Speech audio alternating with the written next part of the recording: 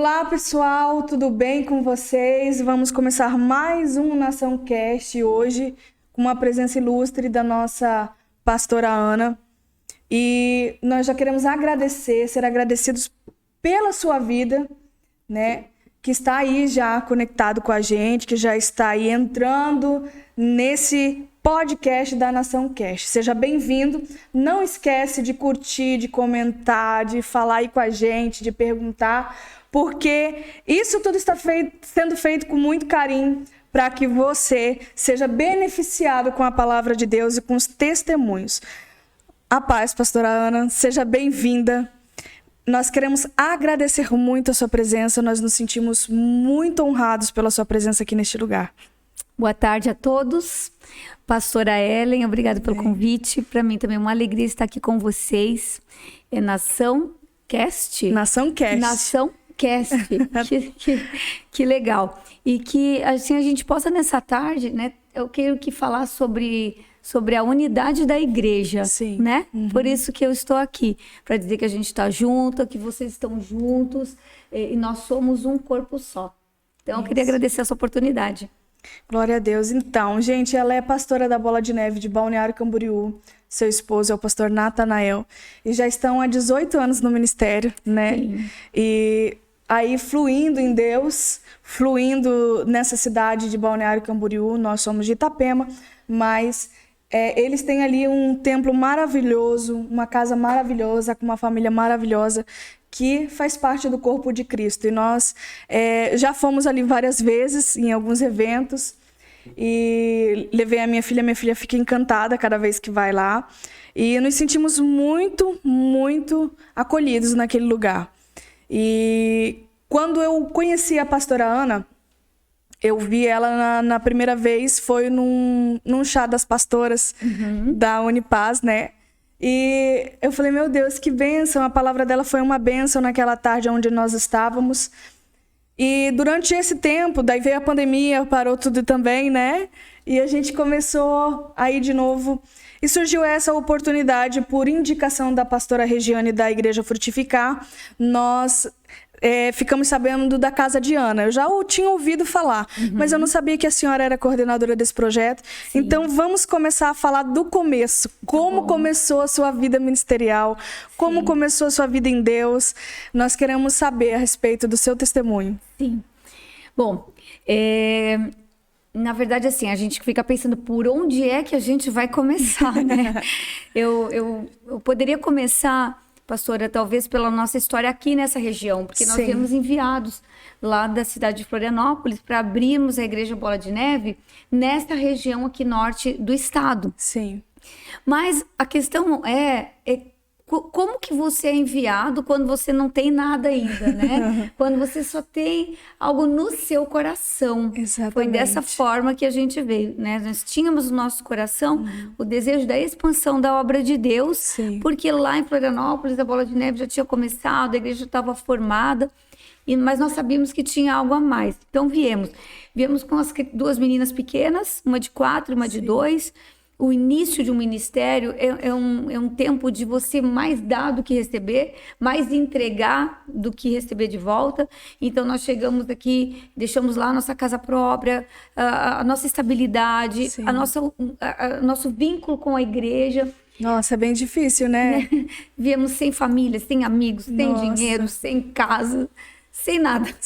Só a família e o sonho e o chamado, eu poderia dizer, mais do que um sonho, um chamado. Então, nós iniciamos primeiro na cidade de Joinville, por alguns meses nós ficamos lá, mas sabe quando Deus ainda estava falando com a gente onde que seria o local onde a gente ia se estabelecer. Vocês não conseguiam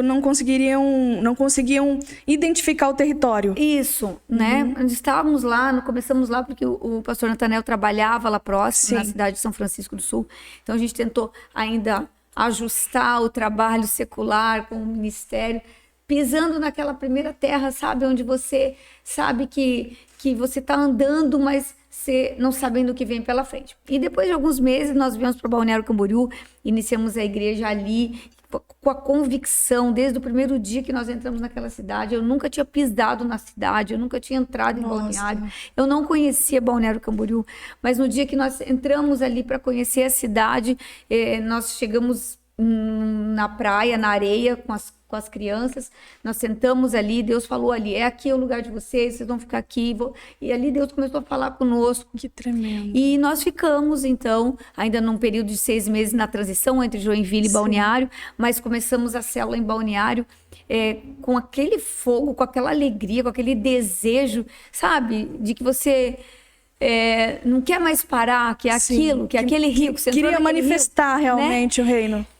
E viemos de muda então para Balneário, definitivamente nos estabelecemos aqui debaixo de muitos sinais de que realmente era o lugar. Sim. Mas a gente, como igreja, a gente tinha um pequeno grupo de pessoas, como todo o início de uma igreja, né? Poucas pessoas, fomos para um hotel porque nós não tínhamos a estrutura de igreja. E sabe, a gente viveu, pastor, ali um grande avivamento, sabe? Glória o início da igreja, onde todo mundo anda junto, onde todos fazem tudo, sabe? A gente tem saudades, né? Eu tenho saudades. Eu sei que esse tempo não volta, mas o início da igreja é um período, né? Que nos traz saudades, né? Porque você consegue estar com toda a igreja numa mesa. É verdade. Né? É maravilhoso. Então, fizemos assim, começamos num hotel, ficamos no hotel por uns 6 meses, tivemos que trocar de hotel porque faltou espaço. Havia já um crescimento, né? E essa história, como é que foi? Vocês tiveram que sair por causa do barulho, foi isso? A gente sempre fez muito barulho. A Igreja Bola de Neve, ela, né, a gente tem assim uma intensidade ali na adoração. Nós valorizamos, nós intensificamos a adoração. Sim. Então, para um hotel, a gente fazia bastante barulho. E também por uma questão de espaço. Então, nós trocamos de hotel e fomos para um outro hotel, que se chama Hotel Rigger, no centro da cidade. Balneário Camboriú, que legal. Há 18 anos atrás, era uma outra cidade. Você que talvez vai ver esse podcast e visita hoje Balneário e vai, né, na temporada, vem para Balneário, você vê uma mega cidade. Há 18 anos atrás não era uma mega cidade. Era uma cidade que ela funcionava durante o verão e no inverno ela apagava. Não tinha ninguém na rua, não tinha, a Avenida Brasil era toda escura, era uma loucura. Caso era Porto Belo hoje, né? Mais ou menos. À noite, no inverno, se ficava assim, né, de dono da cidade. Então, nós carregávamos as caixas, toda a estrutura de som para dentro do hotel. No final, desfazia tudo. Uau. Ia para a pizzaria, ficava lá até 2 horas da manhã. Tinha uma pizzaria ali no centro de Balneário somente. E fomos indo. Mas a gente sabia que depois de um tempo, mais um ano, a gente precisaria do espaço físico. Então, Deus preparou um lugar para nós. Ele nunca tinha sido habitado, sabe? Ele estava sendo construído. E a gente, então, mostrou interesse e o espaço foi construído para a igreja. Foi algo tremendo, assim. Sim. Nós entramos ali em novembro de 2005. 2005. E começou a igreja. Só que o início de uma igreja gera uma grande movimentação no mundo espiritual, né? A gente sentiu a diferença, sabe, pastora? Quando a gente estabeleceu a igreja. Sim. No final desse ano, a gente recebeu a visita de uma pessoa, uma profeta, esteve na igreja lá e deu uma palavra de que né, receberia, eu e Natanael, nós receberíamos um Samuel.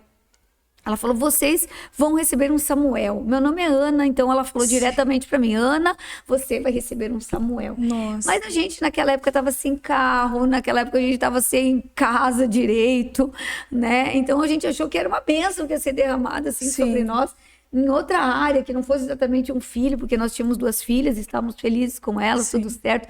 Não nos programamos para mais um filho. Para mais um filho. Eu sei que um mês depois eu estava grávida. Nossa. E aí a gente bem profético, nasceu a igreja, nasceu Samuel. Nasceu um Samuel, né? Eu fiquei grávida em janeiro daquele próximo ano de 2006, junto com o início da igreja. Era um Samuel mesmo, era um menino, o nome dele é Samuel. Nossa. Hoje ele tem 16 anos. E esse primeiro ano da igreja, pastora, foi um ano de muita movimentação. Ao mesmo tempo que nasceu o nosso filho Samuel, o pastor Natanael teve um infarto. Nossa. Ele teve um infarto quando o nosso filho tinha 30 dias, dentro daquele mesmo ano. A gente viu, assim, Deus dando um sinal de que a gente estava entrando no novo tempo e o inferno se levantou para tentar roubar isso. Sim. Então, hoje eu quero deixar uma palavra para quem está começando um ministério, né? Não desista diante das afrontas, diante das possíveis perdas ou ameaças que possam acontecer no início do seu ministério, porque o diabo se levanta para cair. Glória a Deus. Então, meu marido tinha 40 anos e é uma idade que você, quando tem um infarto, você tem normalmente um infarto fulminante. Sim. Ele foi, pastora, infartado pro hospital, a gente não sabia que era um infarto.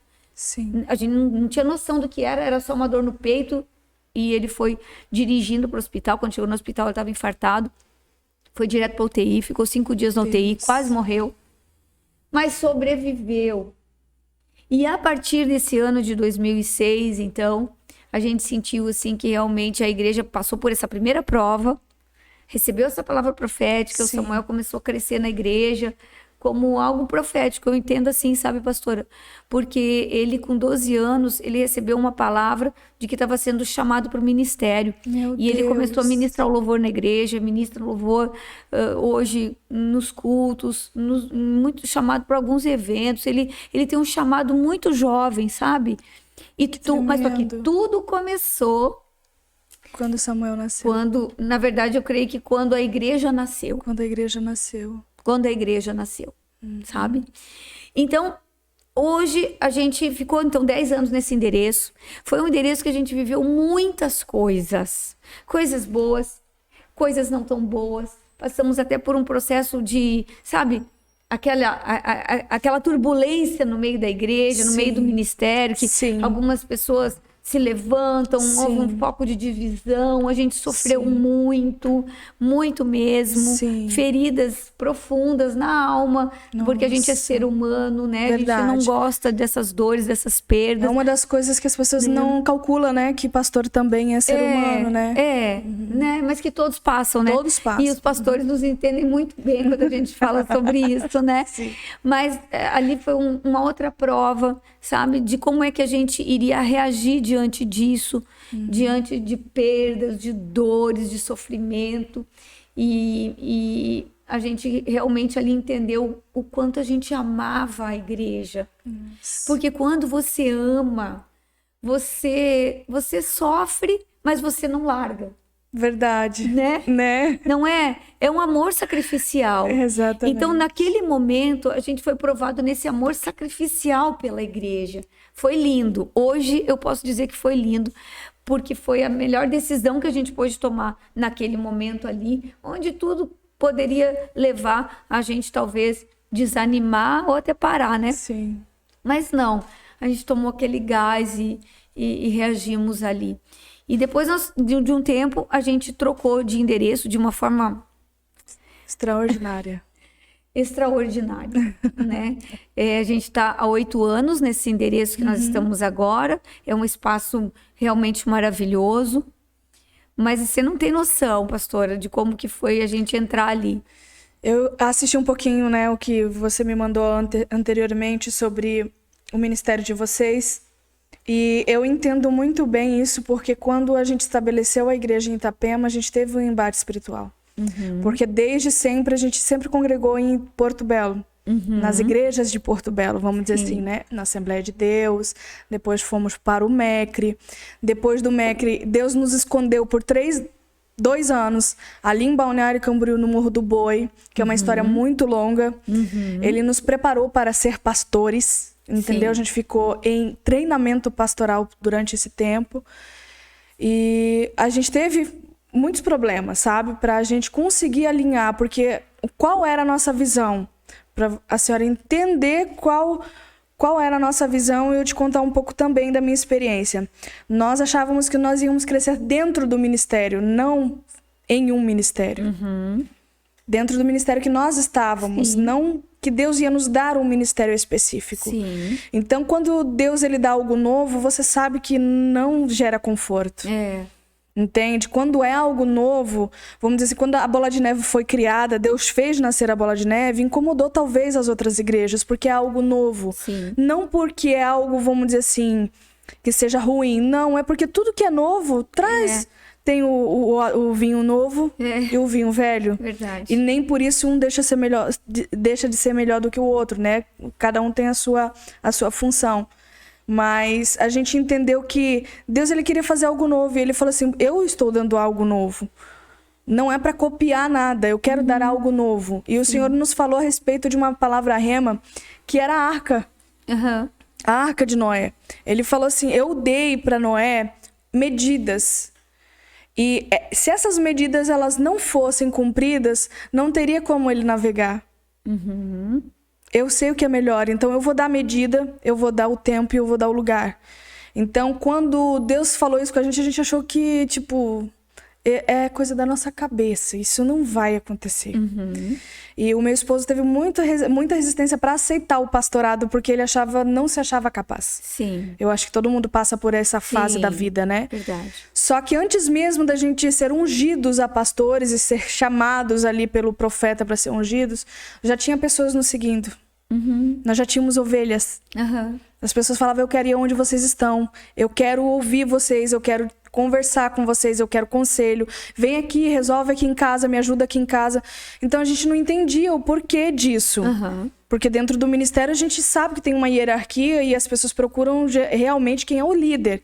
E nós não éramos líderes, nós já éramos procurados nessa parte. E a gente sem entender, né? Sim. A gente já vai voltar para a tua história, mas para a senhora entender como eu entendo a questão do território. E quando a gente foi estabelecido em Itapema, na verdade, a gente achou que era Porto Belo. Então, a gente começou algumas coisas para lá. E quando o profeta falou que era Itapema, a gente ficou, poxa, Itapema. Não porque a gente teve rejeição de forma alguma, mas é porque a gente calcula na mente. Eu não sei se já aconteceu isso com vocês, a gente calcula, mas lá eu conheço mais gente, mas lá teria mais possibilidade, mas lá o aluguel é mais barato. Sim. Tudo isso a gente faz pra ver se a conta fecha, né? Mas quando o Senhor falou Itapema, eu falei, Senhor, é só o Senhor mesmo, porque eu não conheço ninguém. As pessoas me conhecem porque eu saio louvando nas igrejas, tenho um ministério de louvor, mas eu não sou conhecida como pastora, eu sou conhecida como a cantora Ellen. Então, o meu esposo também é conhecido, né, pelo meu ministério de louvor e o ministério da palavra dele. Mas, quando o Senhor nos chamou para ser pastores em Itapema, a gente teve um embate muito grande. Porque o território Senhor é do Senhor. Mas ele distribui a 10, a 100, né, a 50. E a gente teve ali uma dificuldade, sabe, para entender o processo do Senhor na cidade. E até essa semana o Senhor nos deu uma direção de ungir as extremidades da cidade, a entrada, a saída, né? Porque ele falou, eu estou dando Itapema para vocês.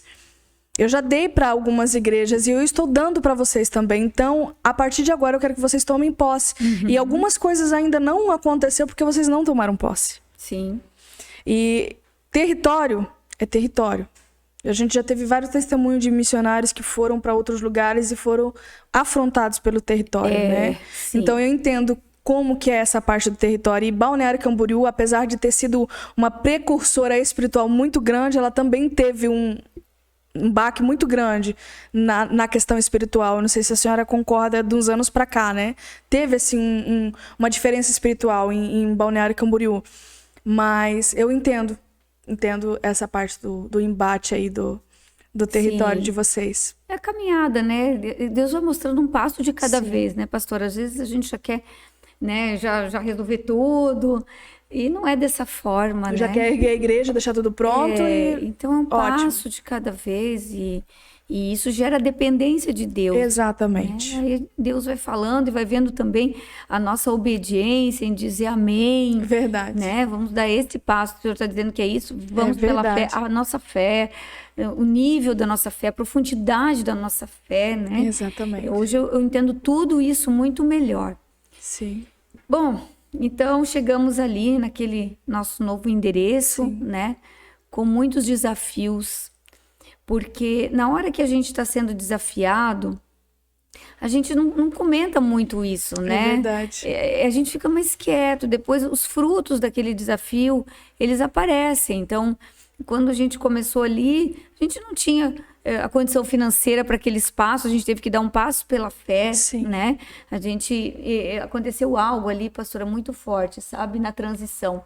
A gente colocou uma tenda dentro da igreja por 40 dias.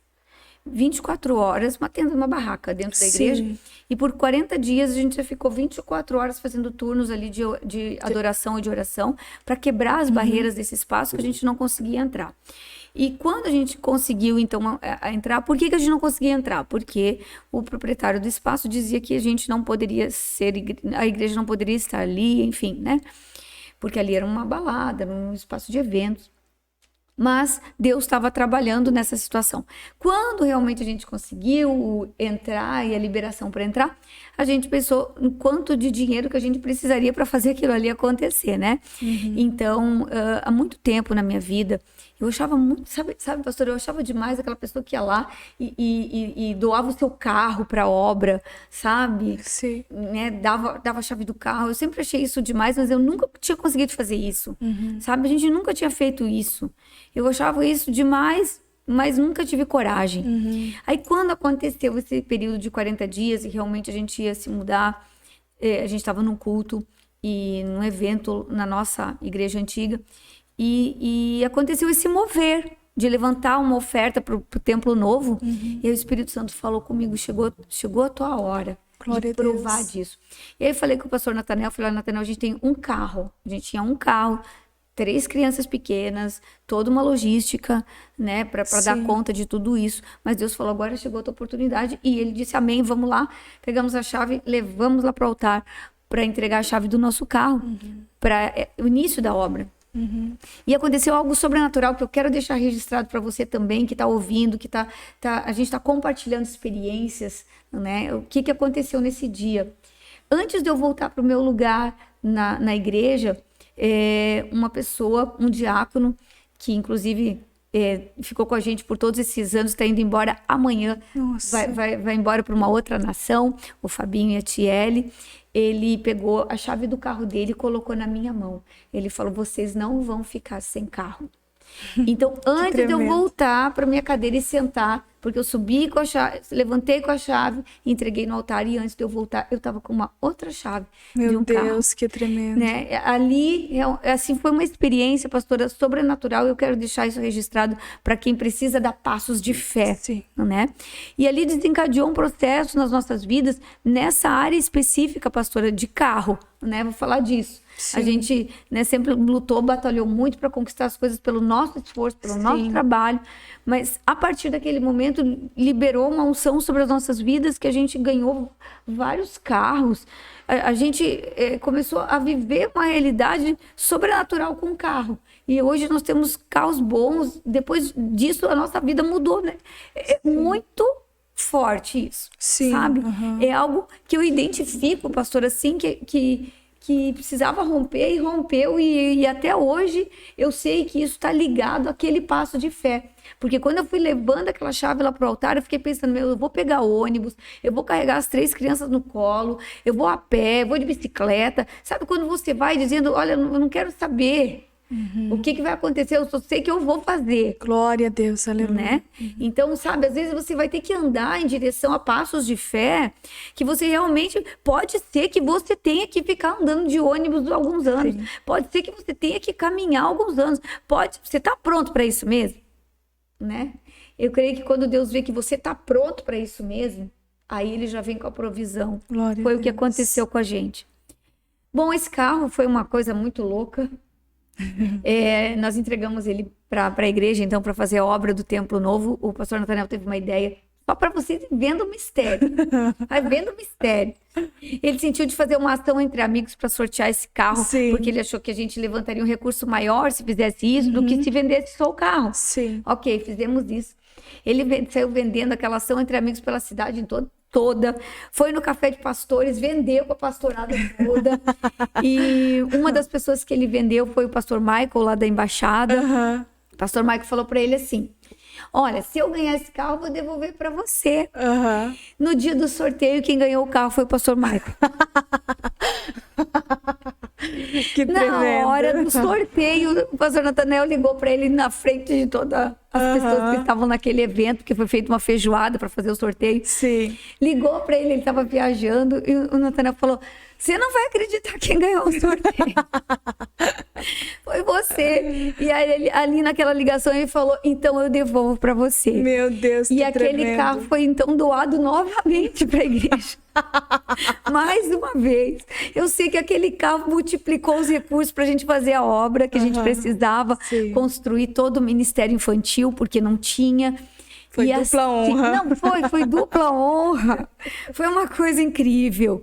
E foi assim, sabe, Sim. que a gente começou a romper desafios. A gente olhava para aquele espaço, pastor, e falava: meu Deus, como é que a gente precisava de bastante salas e não tinha nenhuma. Meu Deus. A gente teria que fechar aquilo tudo, fazer uma obra completamente fora da nossa realidade.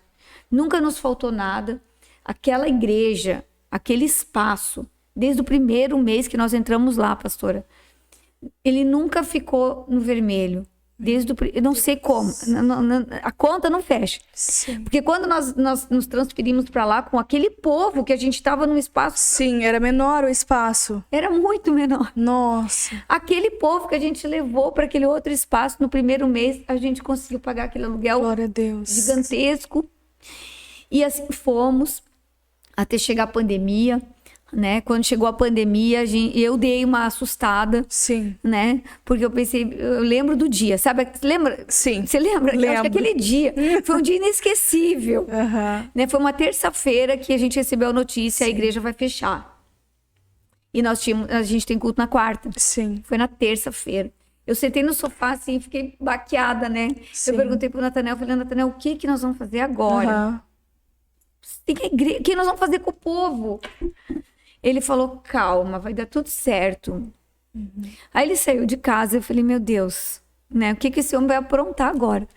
Eu sei que ele saiu, ele foi comprar uma câmera.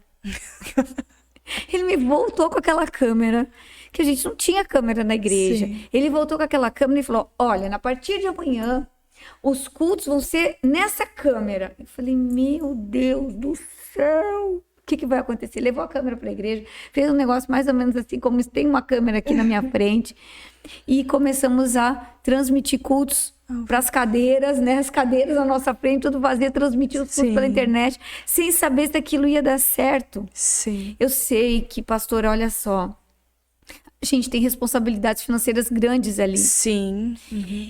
E o povo, mesmo com as portas fechadas, começou a bater na porta, porque a secretária estava lá dentro, né, com a porta fechada.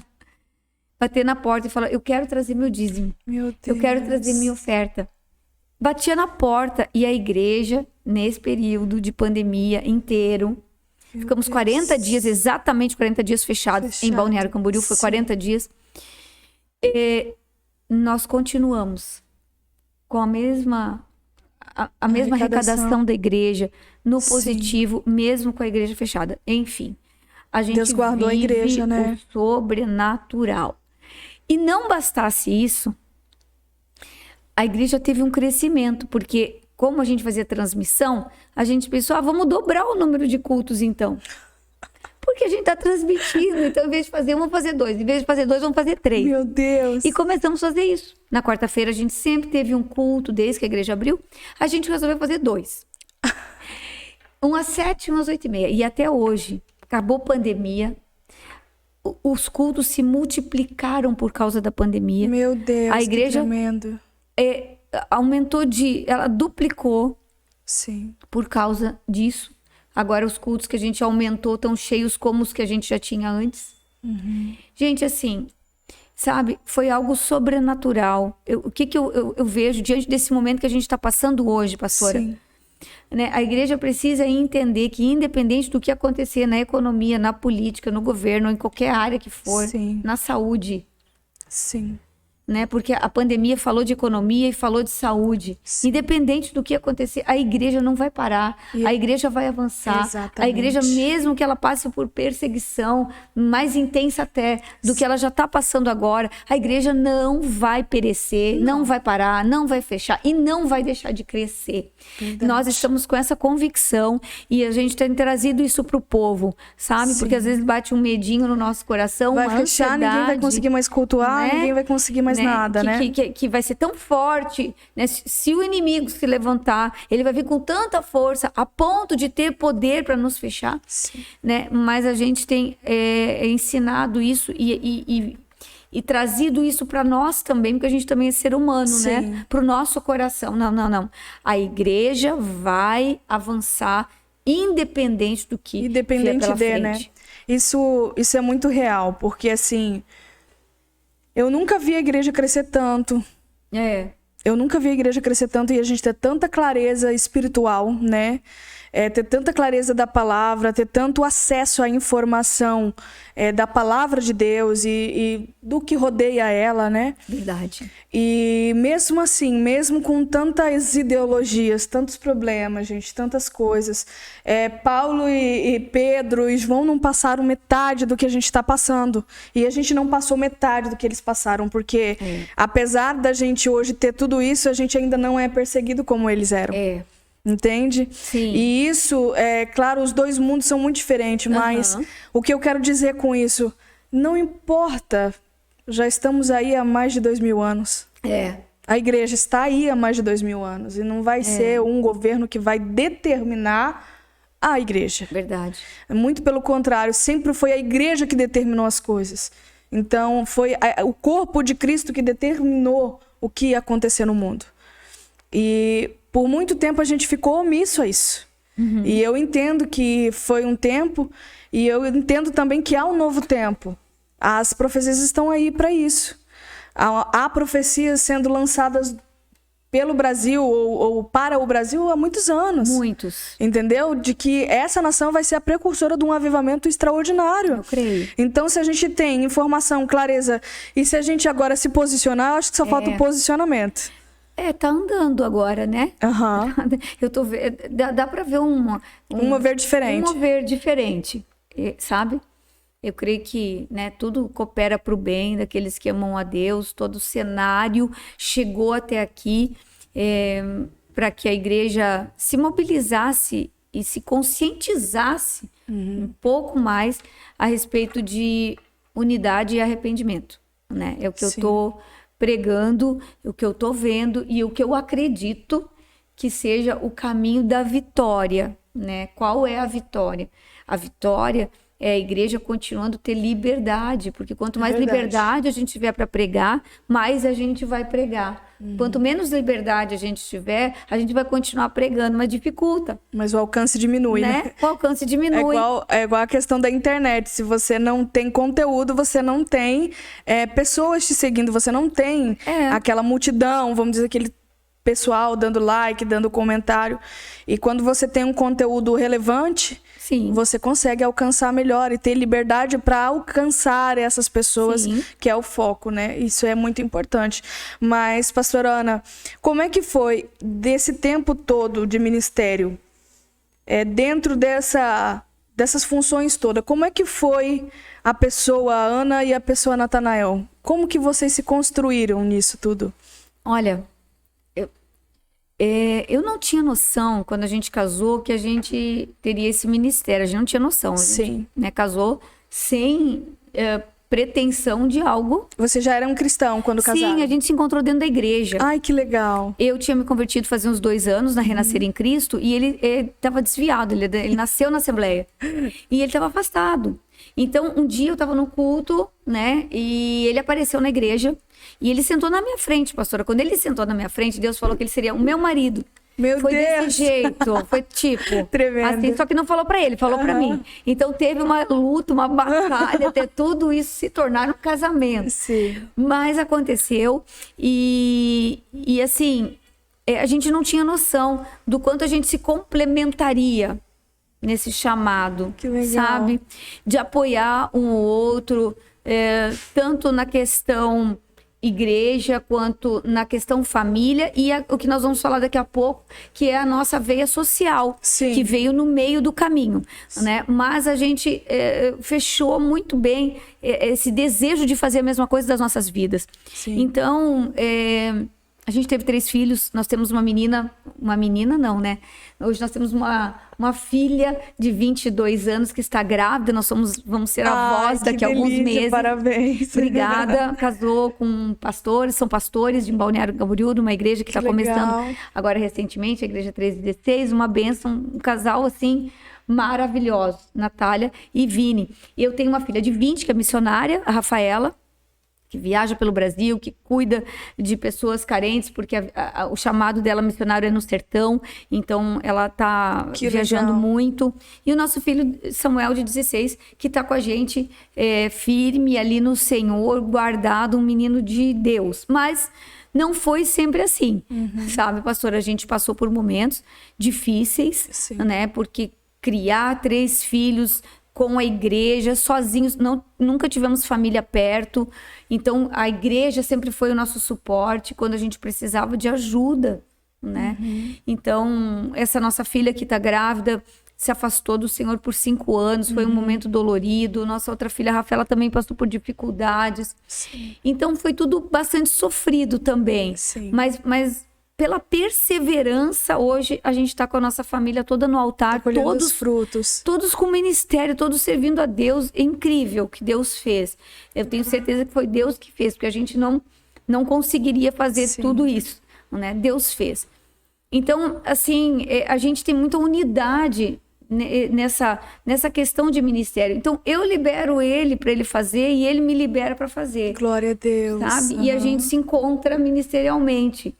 Porque se um empatasse a vida do outro, ficaria meio difícil, né? Claro. Porque a partir do momento que a gente estendeu a nossa área de atuação para fora das 4 paredes, tanto no que diz respeito às obras sociais, quanto a questão da unidade de pastores de Balneário, que nós ficamos já numa primeira gestão, alguns anos atrás, a gente ficou num ciclo que são de 2 anos, agora, recentemente, a gente ficou por 3 ciclos, foram 2 ou 3, eu sei que deu 5 anos, mais ou menos, que a gente ficou ali. É bastante tempo, sabe? Cuidando também do Conselho de Pastores da cidade, que também acaba retirando um pouco da nossa atenção da igreja local, para que a gente cuide da igreja da cidade. Então, assim, deu certo, porque a gente pensa junto e pensa igual, entende? E aí flui, né? Aí fluiu. A gente, graças a Deus, tem um casamento de 23 anos, que nunca passou por nada drástico, né? Porque eu falo isso porque a gente vê tanta coisa acontecendo, né? Mas na nossa vida, claro, né? Nunca é fácil para a gente equilibrar tudo isso, mas a gente tem esse casamento sólido, forte, sabe? Em unidade, com a mesma visão. Eu creio que isso é a chave, sabe, pastora? Porque daí a gente anda em unidade. Um entende o outro, né? Na hora que você tem que entregar o outro para a obra. Né? E assim a gente segue, crescendo, avançando, né? Nós somos já mais idosos. Eu já estou me colocando comigo, agora que eu sou vó, né? Eu estou me colocando na classe dos idosos, né? Nós temos 57 anos, então isso já pesa um pouco mais na parte física, né? Mas a gente tem tanto sonho, a gente tem tanto projeto. Meu Deus! E a gente ora para que Deus nos dê força, para que a gente consiga fazer o que nós queremos fazer, o que Deus nos pede para fazer. Isso é tremendo, né?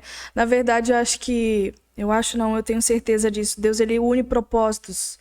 Ele vê as pessoas, vê o coração, sonda, ele une esses propósitos. Na minha vida e do apóstolo Eduardo também não foi diferente. Nós tivemos muitas coisas diferentes, porque apesar de eu sempre ter uma mentalidade um pouco mais madura da minha idade, a diferença de idade sempre deu ali como que eu posso dizer assim, um pensamento diferente. O Eduardo, ele é 16 anos mais velho do que eu. A gente já contou no Nação Cast aqui um pouco da nossa história. Nós temos uma série Conhecendo os Pastores. E hoje nós temos a nossa filha, que é a Maria Eduarda, que eu adotei, que é filha biológica dele, mas eu adotei como minha. Ela tem 17 anos, vai fazer 18 o mês que vem. E sempre eu casei com ele com 18 anos. Tinha acabado de fazer 18 anos.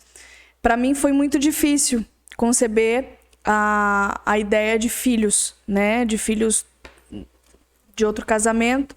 Mas quando o Senhor começou a falar com a gente, eu entendi o porquê.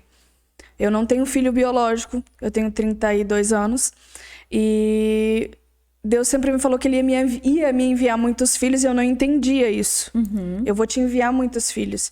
E as pessoas que vêm para nós, geralmente, têm problemas de paternidade e maternidade. Sim. Então, eu falo, meu Deus, o que o Senhor quer com isso, né? A gente sempre tinha esse questionamento, porque é uma área em que eu e ele fomos muito machucados. E geralmente, Deus envia a ovelha segundo a sua espécie, né? Sim. Geralmente é isso. E foi muito legal como Deus também nos uniu nessa parte ministerial, porque Ele sempre acreditou no meu ministério, eu sempre acreditei no ministério dele. E a gente conviveu com muitas pessoas em que o homem era muito e a mulher era menos, ou a mulher era demais. E a gente sempre ficou assim, tipo, Senhor, qual é o nosso lugar? Nos dá o nosso lugar de verdade, pra gente entender o processo, porque como eu falei, a gente não tinha essa expectativa de pastorado. A gente queria lavar o banheiro mesmo, limpar a igreja mesmo, ter ali o nosso serviço, a nossa manifestação de gratidão ao Senhor como serviço, como adoração, mas a gente nunca almejou estar à frente de um ministério. E até esse tempo atrás, uma amiga falou assim, Ellen, você tem que se colocar como pastora, você tem que se colocar como pastora. Eu me coloco como pastora, só que eu não consigo, vamos dizer assim, ver as coisas para fazer e eu não fazer, entende? Sim. E isso é uma coisa característica minha, não é que eu quero pegar tudo com as mãos, não é que realmente eu acho que quem tá na frente vê mais amplamente. Eu acho que você entende essa parte, né? E eu e meu esposo somos exatamente assim, a gente gosta de fazer. Sabe? Nós também. Quando mas você quase passa, todo pastor é assim, tá? Quando você passa pelo diaconato, pelo presbitério, pelo evangelístico, por tudo, não é uma coisa assim que você vai parar de ser diácono, que você vai parar. Isso tudo pra nós é acumulativo, a gente pensa assim, né? E foi muito tremendo o que Deus fez na nossa vida e Deus, ele tem cada história na nossa vida, né? Na de vocês, que é tremendo, né? A gente eu penso assim, né? Que a gente é pastor justamente por isso, né? Porque eu até hoje, eu tô junto com quem fecha a igreja. Glória a Deus. Né? Mais às vezes até do que o Natanael, porque quando, você sabe que pregar desgasta muito, né? Muito. E como ele prega no culto da noite, às vezes ele tá um pouco cansado, mas a gente é praticamente sempre os últimos a sair. Tem equipes que fecham a igreja, mas é que não é uma questão da gente precisar. É uma questão da gente gostar. De manter entendeu? Também aquilo que a senhora falou no começo, né? Não é, sabe, é quase que instintivo. Eu vou fazer o quê? Como é que eu vou embora? É como porque eu remeto muito, sabe, Ellen, assim, a igreja como a minha casa. Sim, exatamente. A igreja tem que estar mais limpa que a minha casa, mais arrumada que a minha casa. Quando eu recebo gente na minha casa, eu não vou embora e deixo as visitas lá. Sim. Né? Então, eu trago isso, esse temor. Exatamente. Sabe? Eu gosto de uma casa arrumada, minha casa é toda organizada. Porque eu cresci assim. Então, quando eu chego lá na igreja, eu penso que é a casa de Deus, cara. Sim. Então, tem que estar organizada, eu tenho muito ciúme. Né? Tem que estar bem cuidada, cara. Né? E também essa questão de você entender que você foi chamado como mordomo para aquela casa. Exatamente. Então, como é que você vai deixar as pessoas... Você vai embora e vai deixar as pessoas lá. Então, é uma questão de forma de pensar, independente do quanto a igreja cresça. Exatamente. Né? Isso é muito apaixonante. Se mantém a chama do Espírito Santo em nós. Porque eu creio que se Deus não quisesse o nosso serviço, ele não teria precisado, né? Ele teria enviado anjos. Ele tem à disposição os seus anjos para fazer, né? Mas Deus, ele gosta do nosso serviço. É uma forma de linguagem que ele gosta que nós expressamos o amor. Sim. E eu acho isso tremendo e eu já comentei aqui no Nação Cast, mas a minha história como cristã, ela veio desde muito, muito novinha. Eu via o meu vô passando paninho na Assembleia de Deus, lavando as calçadas. Eu achava o máximo, entendeu? Porque ele tinha histórico de ser um homem bem complicado antes da sua conversão. Mas quando ele se converteu, sabe o valente que se converte e se torna um homem manso e humilde e um serviçal diante do Senhor? Sim. Exatamente assim. Ele já está em Cristo, mas o último desejo dele, pastora Ana, foi: eu quero fazer um culto em gratidão a Deus. Ele vai me levar, mas eu quero fazer um culto de gratidão. E isso marcou a minha vida. E um dia eu falei assim, uns dias antes de eu vir embora, que ele morreu um mês depois de eu vir embora, umas semanas depois. Eu falei pra ele assim: vô, eu preciso ir porque o senhor sabe que eu tenho a igreja lá. O senhor me libera? O senhor já tá melhorzinho? Ele falou assim: olha, eu te libero porque eu sei que é para o Senhor. Por mim, eu não queria. Eu queria você aqui um pouquinho mais. Mas eu te libero. Eu falei: vô, Deus falou comigo a respeito do cajado de oração da nossa família.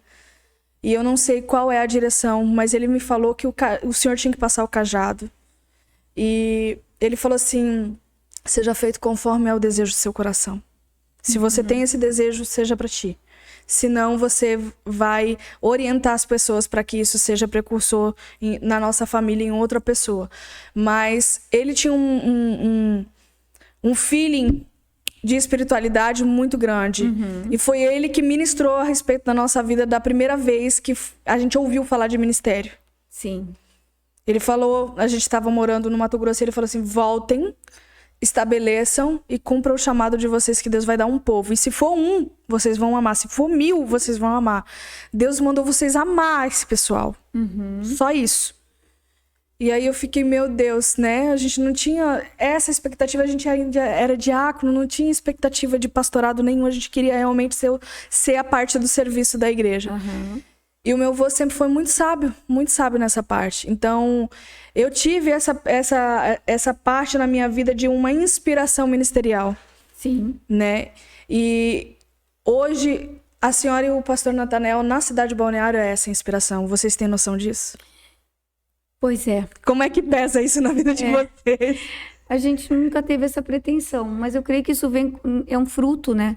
Que as pessoas observam, por mais que você não queira mostrar, claro, né? Por mais que você não queira fazer disso uma bandeira, você queira colocar holofotes nisso, as pessoas observam umas às outras. E a árvore, ela é conhecida pelos frutos. Exatamente. Então, na verdade, a gente nunca teve essa pretensão. Mas eu sei que hoje isso acontece por causa de uma história, sabe? Uma história simples. Uma história bem simples, sabe? De só querer cuidar de vidas. Exatamente. Resumo, né? Hoje eu tenho uma visão muito mais ampla, assim, né? Eu faço parte de uma interseção da cidade, eu tenho uma visão de cidade, a gente tem uma abrangência grande de influência na cidade. Então, eu tenho uma visão maior a respeito disso, né? Do quanto nós, como igreja, podemos influenciar a cidade como um todo. A parte do governo, da cidade, né? Tudo que diz respeito à cidade. Mas o que está dentro de nós, o chamado primeiro, é de cuidar de vidas. Exatamente. Cuidar de pessoas. Cuidar de pessoas. Só Exatamente. Isso. E a gente... O que a gente mais faz é isso. Glória a Deus. Né? E isso é o que dá mais trabalho. É o que dá mais trabalho e é o que, vamos dizer assim, a gente não imagina qual o impacto que a gente causa na vida das pessoas. Sim. Né? Claro que agora a gente tem essa abrangência maior. Tem também a questão da internet, né? Que ampliou muito. Bastante. Né? A visibilidade, porque desde que a gente, né, estabeleceu esse período de gravar os cultos, por causa da pandemia, ficou isso acontecendo. A gente transmite, né? Então, isso tem uma abrangência para não só para quem está ali no culto, mas para muito mais pessoas, e gera uma visibilidade maior. As redes sociais estão fazendo isso com a gente, né? Sim. A gente acaba viajando bastante, quando a gente vai para outro lugar, a gente vê que pessoas acompanham a gente, sem que a gente nem imagine que isso aconteça, né? Isso é legal, aproxima também, né? E leva, né? Porque eu quero entender que a gente está levando um bom testemunho. Sim. Né? Um testemunho de perseverar, um testemunho de você andar por anos e manter a chama acesa, sabe? Que eu creio que é uma grande dificuldade hoje você terminar bem. A gente também não terminou, mas talvez a gente esteja mais perto de terminar. Sim. E nesse caminho que a gente está, da gente poder falar sobre isso. Olha, a gente ainda tem lenha para queimar, Meu a gente Deus, tem fogo para queimar. de Caleb. Em nome de Jesus, eu recebo. Ação de Caleb. Eu recebo. Gente, eu sempre falo isso, porque é uma coisa que queima muito no meu coração, sabe? A gente tem que se preparar para um tempo, para fluir de uma forma inteira, sabe? E eu creio que Deus, ele tem aí pessoas muito mais capacitadas, claro, mas tem pessoas que precisam se cuidar, se monitorar aí para fluir mais tempo. Um dos testemunhos que me marcou muito foi do pastor Luciano Subirá a respeito da saúde física dele, porque Deus falou muito com ele, né, a respeito dele preparar o corpo dele para fluir naquilo que ele chamou, que tinha um tempo extenso.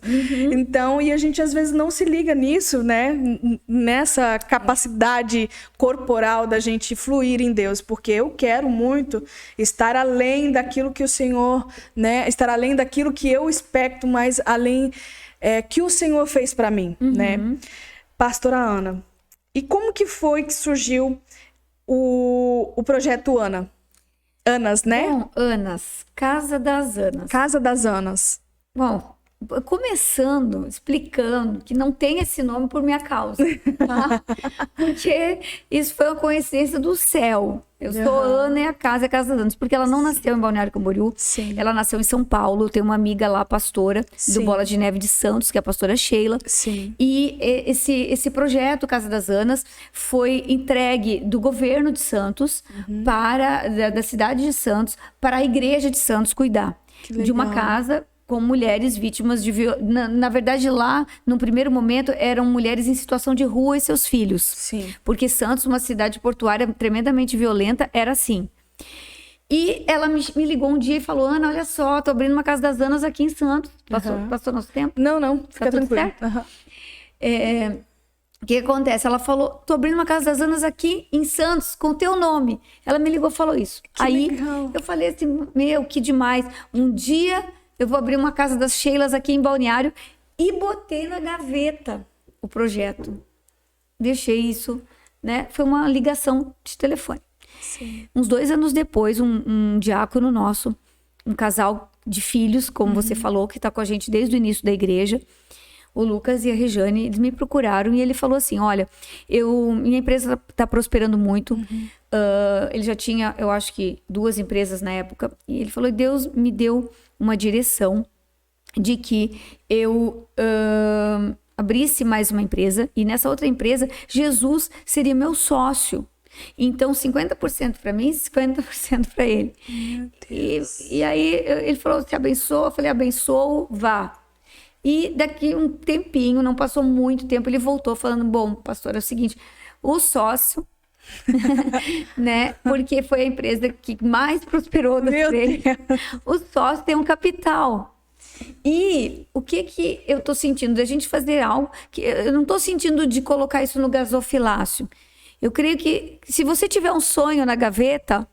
Meu Deus, aí, que tremendo. Eu abri a gaveta, tinha uma casa ali na gaveta, um sonho. Meu Deus. E compartilhei com eles, e eles sentiram que era isso. Olha que coisa mais linda. Deus, que Fomos tremendo. até Santos, levei eles comigo para lá, para conversar então com os pastores, pastora Sheila e pastor Eric, e colocamos a situação, eles nos abençoaram para começar a Casa das Anas aqui, em Balneário Camboriú.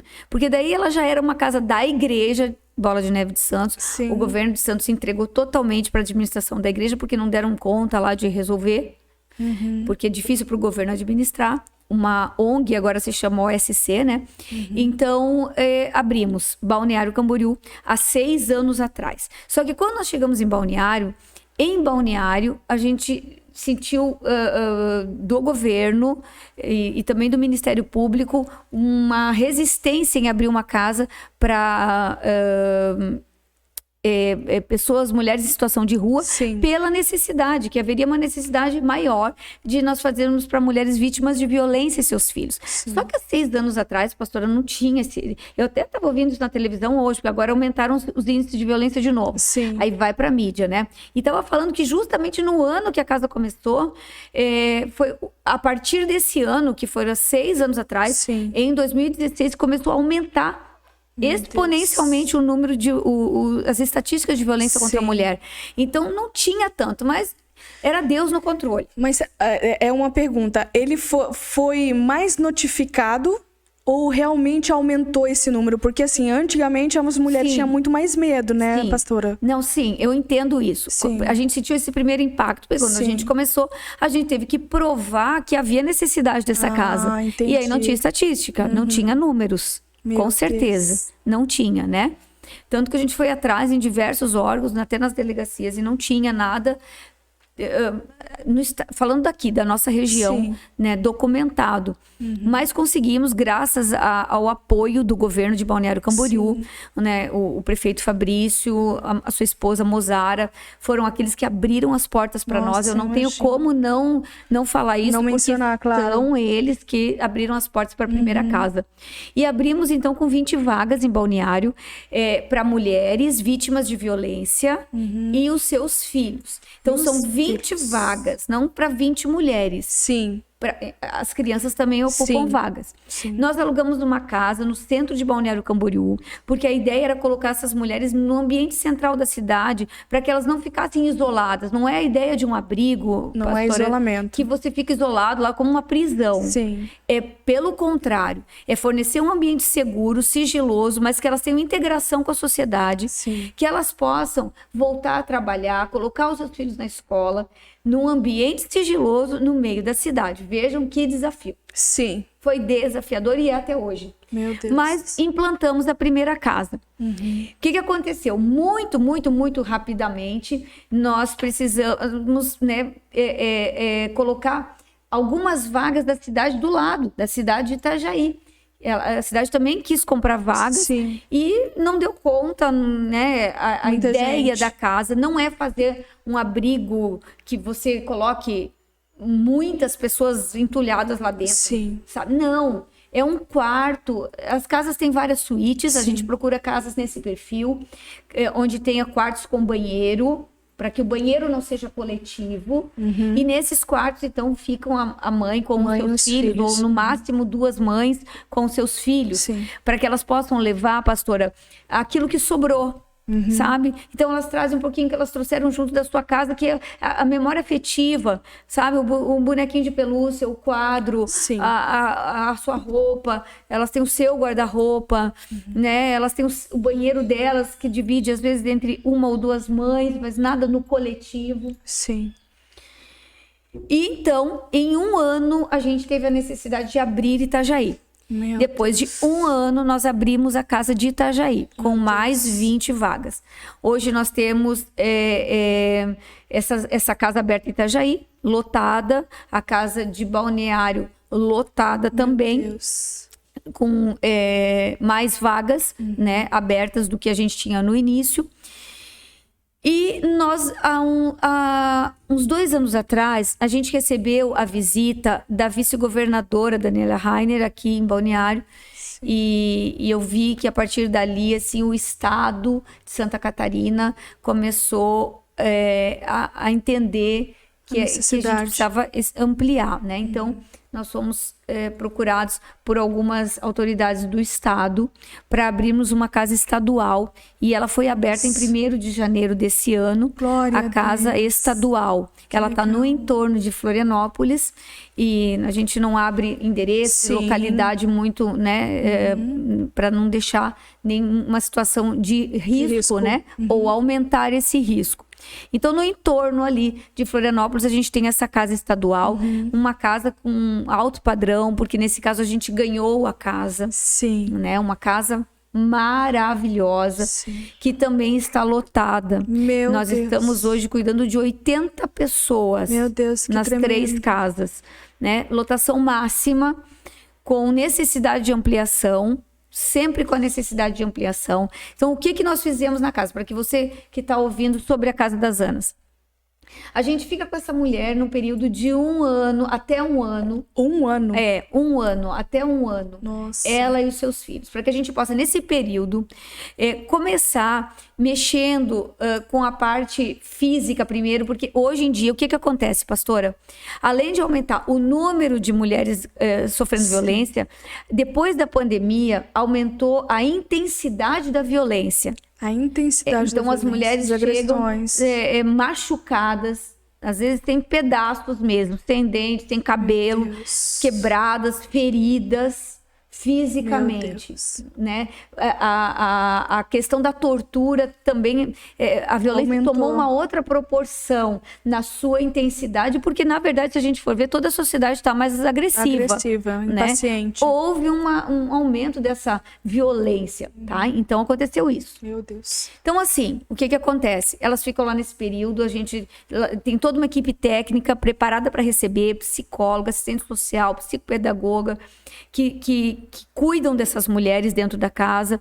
E depois que elas conseguem se restabelecer, a gente vai tentando inserir elas no mercado de trabalho, fazer cursos profissionalizantes, oficinas com elas. Que legal. Elas são cuidadas para poderem, depois desse 1 ano, voltarem para a sociedade.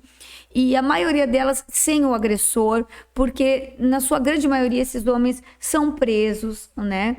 Há alguns relatos de famílias que estão reconstituídas, porque nós trabalhamos para que as famílias sejam reconstituídas. Às vezes não é possível, mas às vezes é. Sim. E quando acontece isso, realmente é uma alegria para nós. Nossa, imagina, né? Porque é o fruto de Deus, é a família, né? E nós ministramos para elas a verdade da palavra de Deus, né? Então, esse trabalho é feito dessa forma. Eu imagino que a gente não tenha muito tempo, eu queria deixar algumas informações importantes, pastora, porque as pessoas nos perguntam, né? Mas se a mulher for adicta de drogas, eu preciso, né, encontrar um lugar para colocar essa mulher, daria para colocar na casa? Não dá para trazer a mulher por causa de uma dependência de drogas. Qual é o critério para você trazer uma mulher para a Casa das Anas? Ela precisa passar por um BO na delegacia. Ela pode não passar diretamente, se ela não conseguir diretamente, você ajuda essa mulher para que ela possa ir fazer essa denúncia, porque para entrar na Casa das Anas, nós precisamos de um BO de violência doméstica em qualquer nível, porque não é só violência física, né?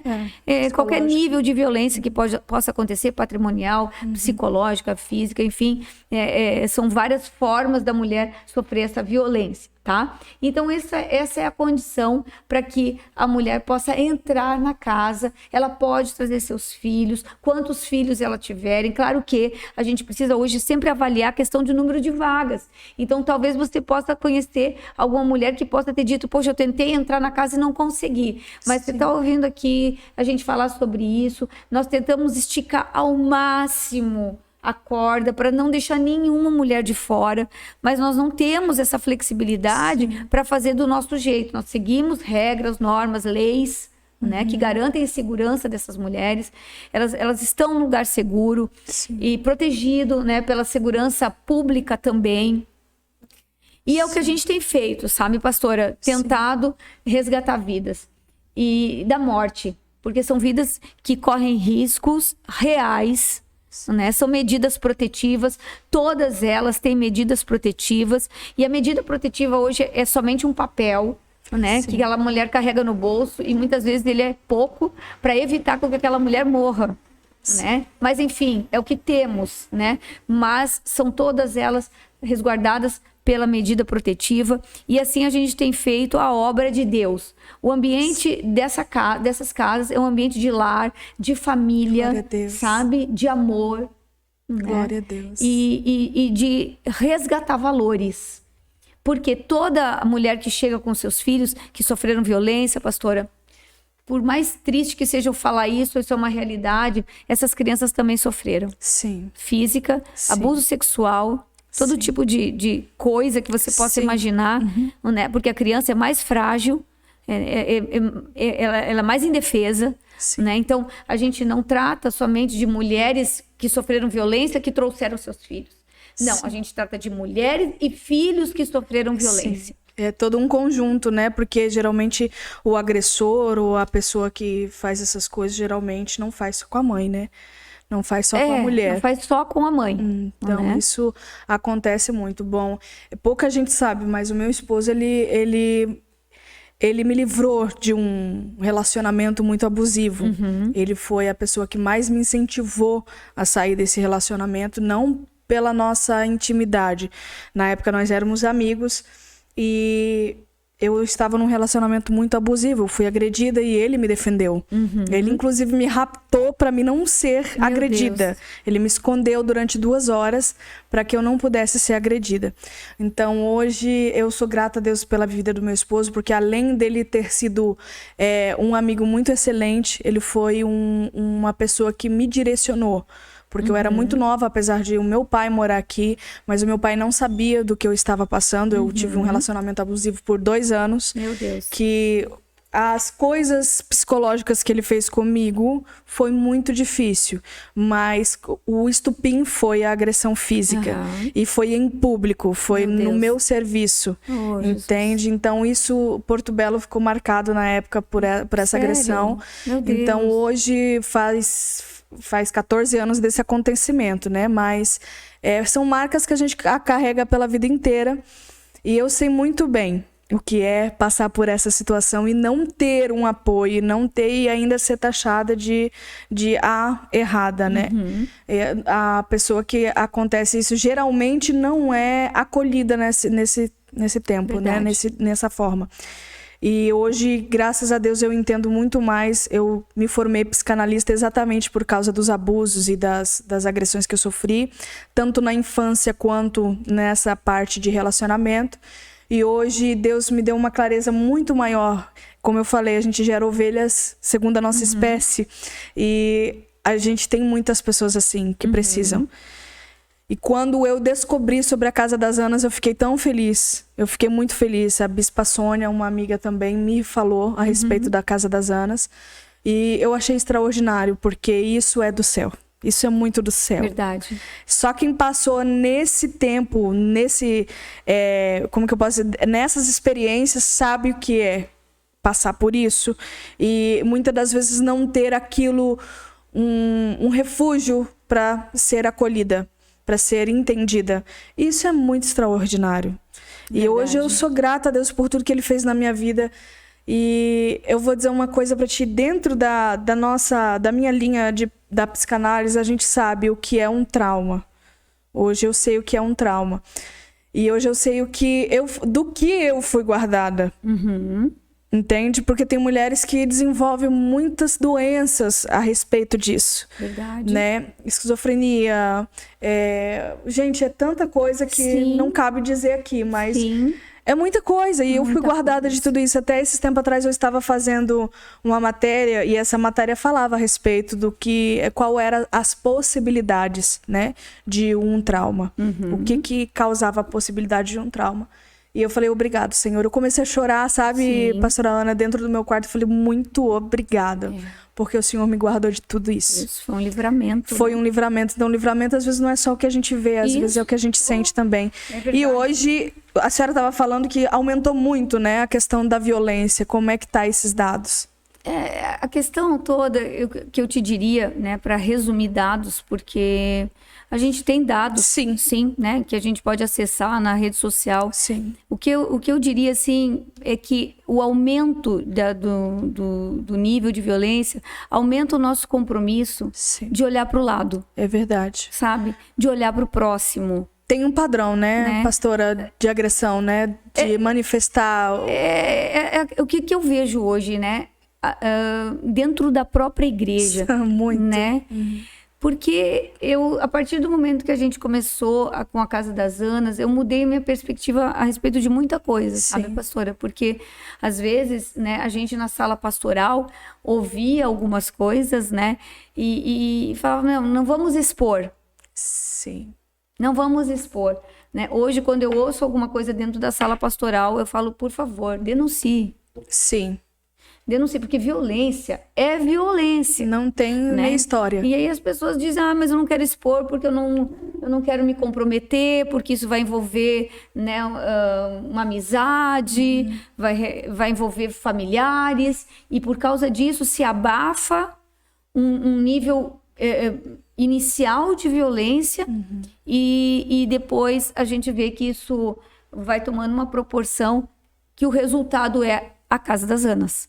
Porque nenhum sinal de violência, ele começa radical de uma vez só. Ele vem trazendo pequenos sinais. Sim. Então, eu diria para você que está nos ouvindo aqui, né? Seja uma pessoa consciente, uma pessoa que tenha coragem de defender a verdade, né? Porque às vezes a gente defender os direitos, né? Sabe aquele ditado do mundo que conversa de marido e mulher, ninguém coloca a colher? Tipo assim, eu tô vendo, mas eu vou fazer de conta que eu não tô percebendo, né? Porque não tem nada a ver comigo, não tem a ver com você. Se tá chegando a gente é porque tem a ver. Tá chegando até você e por amor ao próximo. Porque às vezes a pessoa que tá sendo oprimida ali, como você falou, pastora, você precisou de alguém que foi o teu resgatador, que foi lá, que te tirou, sabe? Que te incentivou, porque a pessoa que está na opressão, sofrendo a opressão, muitas vezes ela está sem força. Não tem forças para sair. A gente não tem forças para sair. Na verdade, a opressão psicológica é o quê? Você não vai conseguir sair. O opressor, ele nunca vai dizer para você, não, se você quiser sair, você pode sair. Não. É sempre você não vai conseguir uma pessoa melhor que eu. Você não vai ser isso, você não vai ser aquilo. Nunca é uma palavra de encorajamento. Ou ameaças de morte até. Tá debaixo de ameaça direta. A gente teve uma situação dentro do ministério há um tempo atrás, de uma filha em que ela vivia um relacionamento muito complicado. E já tinha chegado às vias de fatos, né? E havia 2 crianças e ela estava já gestante. E ela queria já tirar o neném, porque ela falou, como que eu vou cuidar desse neném? E a gente profetizou, não, ele não vai ser, né, abortado. Nós vamos cuidar, nós vamos ajudar você da forma que é possível. E a gente conseguiu fazer com que ela segurasse, né? Ficasse com a criança, mas durante um tempo ia e vinha, e chegou uma hora que o próprio policial falou para ela, se você não tomar uma atitude, a próxima vai ser ou o funeral, ou ele preso, ou alguma coisa assim, porque ela fazia o BO e retirava o BO, entende? Aí eu já estava começando a estudar a psicanálise, eu tive uma conversa com ela e eu falei para ela, escuta, o que você acha melhor? Deus, porque implantaram na cabeça dela, e eu não sei se já passou isso nas suas mãos, mas implantaram na cabeça dela que casamento é um só. E sim, que ela teria que suportar tudo. Isso é bem polêmico, né? Porque depois que eu comecei a Casa das Anas, sim, eu tenho avaliado toda essa situação, sim, de uma forma mais profunda. Mais profunda, né? E eu quero deixar isso registrado, né? Isso. Porque a gente acredita que casamento é um só. É um só. Né? Que o que Deus uniu não separe o homem. Sim. Mas a partir do momento que você vai correr riscos de vida, né? Que você, sim, às vezes não é um risco direto, mas está iminente, sim, o risco, né? Você, sim, precisa avaliar isso melhor e não deixar de denunciar, porque, sim, aí a mulher sofre calada, né, correndo riscos e infelizmente sai, né, daquilo sai do controle, sai do controle, jeito, porque Deus te deu a vida em primeiro lugar, né? Você pode amar o próximo como você ama a si mesmo. Você precisa primeiro se amar. Você precisa guardar a sua vida antes de qualquer outra vida ou instituição, você precisa guardar a sua vida, né? Claro que a gente tem que tomar muito cuidado com isso, pastora, porque isso às vezes se torna uma manipulação, né? Às vezes algumas pessoas podem pensar, então eu vou dizer que eu sofri algo porque eu quero separar. É uma linha muito fina. Também, né? É uma linha muito fina, a gente precisa analisar caso a caso. Exatamente. Né? Nesse caso, o rapaz não queria regeneração e já estava com outra família, entendeu? E aí o que acontece? A gente vê pelos frutos, né, pastora? A gente vê pelos frutos como que a pessoa é. Hoje, para os filhos, ele é uma bênção, mas ele continua da mesma forma, vamos dizer assim, né? Então, hoje eu entendo que Deus, ele nos dá uma escolha. Eu não sei se eu estou errada a esse ponto, mas eu não sei se Deus gosta de nos ver apanhando ou num relacionamento permissivo de tudo. Entende? Foi essa a minha história com ela. Faz uma análise, o que é melhor para sua vida e o que é melhor para as crianças, porque não estava envolvida só a vida dela, estava envolvida 2 crianças. E uma hora ou outra ia trazer uma consequência, porque já estava num sintoma de irritabilidade muito maior, que já não estava mais só ele fazendo agressão, mas ela estava revidando. E aí descontava nas crianças, e aí, sabe? Sim, é aquela ciclo, coisa, né? Então isso tudo é assuntos polêmicos, porém necessários dentro da igreja. Eu vi um pastor ser muito agredido na mídia esses tempos atrás, porque ele colocou no estatuto que o obreiro que fizesse qualquer coisa contra a sua esposa, ele seria tirado do cargo e exonerado. Né? Eu falei, meu Deus, isso já deveria estar nos estatutos das igrejas há muitos anos, né? Como premissa de uma segurança, vamos dizer assim, tanto para um quanto para outro, não só para a diaconisa quanto para o diácono, vamos dizer assim, para os obreiros. E eu acho muito interessante, porque a igreja tem que se manifestar a respeito disso. E tem muitas igrejas que omitem isso, né? Infelizmente. A Casa das Anas, para nós, né, para nossa realidade, trouxe esse assunto bem para perto. Né? Exatamente. E a gente tem pedido a Deus que nos ensine a cada dia a lidar com essa situação da melhor forma, né? Para poder resguardar as vidas, em primeiro lugar, porque são riscos reais de vida que nós tratamos, né? Na nossa casa. E também pedir a direção do Espírito Santo em cada caso. E assim a gente tem avançado, sabe, pastora? Cada caso é um caso. Existem algumas mulheres que a gente tem que tirar elas até de uma casa, remover às vezes para outra, porque o risco é maior ainda. Então, a gente vai dia a dia pedindo a Deus graça para poder fazer a casa acontecer, sem que aconteça nenhuma tragédia, né? Claro, existem situações ali que às vezes são mais delicadas, porque pessoas que passaram por tudo isso, às vezes os adolescentes, sabe? Vêm com bastante traumas, distúrbios, transtornos, medicamento pesado, né? Então, tudo isso é bem delicado de você lidar para evitar o ambiente de violência. Mesmo dentro da casa, a gente tem um controle ali dentro muito maravilhoso, né? A forma como o espaço é guardado. Por quê? Primeiro, por causa do amor, porque uma câmera não tem o poder de acalmar uma pessoa, né? Verdade. Mas elas são acalmadas por outras pessoas que estão ali para orar, para dar amor, para, se for necessário, né? A equipe técnica sempre à disposição para orientar. Toda uma estrutura, né, para fazer com que a casa tenha um bom testemunho. E é por isso que nós estamos nos destacando como abrigo, né, em Santa Catarina. Porque, graças a Deus, até aqui nos ajudou o Senhor. Sim, isso é tremendo. Parabéns pelo projeto de vocês. Obrigada. Esse projeto, ele pode ser ajudado por pessoas? Pode, Tem alguma informação? Depois a senhora deixa com a gente. Sim. Pra gente divulgar, gente, porque assim é muito importante. A igreja está envolvida. A Bíblia diz que a natureza, ela espera a manifestação dos filhos, e nós precisamos manifestar isso. Manifestar esse amor a pessoas, a mulheres nessa situação. Porque eu, como pessoa, experimentei isso. E eu não tive tanto apoio, mas eu tive o mínimo de apoio que eu tive, eu consegui sobreviver, entendeu? Então imagina esse trabalho todo psicológico, físico, financeiro, porque a pessoa tá ali sendo abrigada, tá ali sendo alimentada e nutrida. Sim. Então eu acho muito válido você que tem desejo de ajudar, fazer parte disso, né? Sim, nós somos hoje, nós somos supridos pelos municípios, Sim. né?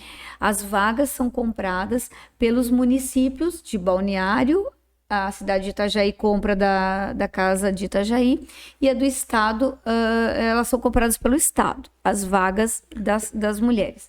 Mas é claro que nós estamos sempre abertas a doações. Sim. E também tem certas necessidades que não estão ali dentro da vaga, Sim. que é o a mais que nós queremos fazer para elas, né? E por elas, para trazer uma qualidade de vida Sim. melhor para elas. E você sabe que quando você trata de criança e de mulher, isso é muito amplo. Sim. Então, de toda forma que você puder nos ajudar, que você quiser colaborar, que você quiser se engajar com a Casa das Anas, será muito bem-vindo, sim. Glória a Deus. Então, gente, obrigado pela atenção de vocês aí. Muito obrigado por cada um que está aí online já com a gente. Agradecer pela vida da pastora Ana por esse tempo precioso. Eu creio que o céu tem mais para nós, Amém. Mas isso foi muito importante para a Nação do Reino, a Igreja Nação do Reino. Nós somos uma igreja de 4 aninhos, então a senhora sabe como é começar algo. E para nós toda a experiência é válida e toda a experiência nos dá um pouco mais de impulso. E hoje nos deixou muita inspiração aqui. Muito obrigado. Que bom. Muito obrigado por se deixar ser usada por Deus. Você, o pastor Natanael, por se deixarem ser usados por Deus. E que continue por muitos anos fluindo nessa terra de forma extraordinária e abundante. E o que necessitar da Nação do Reino, do Nação Cast, nós estamos aqui à disposição para divulgação, para fazer o que vocês tiverem necessidade. Muito obrigada e até a próxima. Se eu fosse você, não deixava de se inscrever. Nós estamos aqui no Instituto Conecte, que é o instituto do nosso irmão, amigo, nosso evangelista, nosso faz tudo, quebra-galho, o Lucas Eagli. Que Deus abençoe a vida de vocês. Faz o seu anúncio aqui, vai lá no Instagram dele também, compartilha, conversa com ele, faz orçamento, que o Lucas aí é pau para toda a obra. E o Instituto Conecte é uma bênção, tá? Deus abençoe, continue com a gente, se inscreva, compartilha, divulga e dá um like aí para que a gente possa saber que você está recebendo esse conteúdo, divulga aí pra gente. Por favor, um beijo e até a próxima. Tchau, Obrigada, tchau.